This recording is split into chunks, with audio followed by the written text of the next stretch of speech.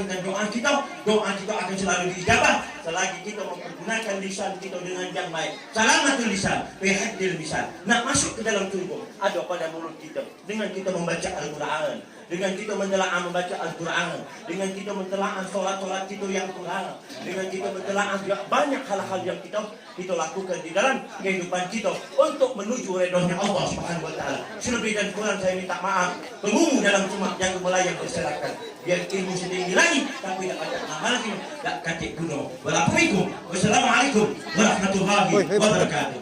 Ini marah orang nanti. Sini, kalau ayah sini. Nanti kena marah. Terima kasih. Nah, itu yang Prabowo kaki.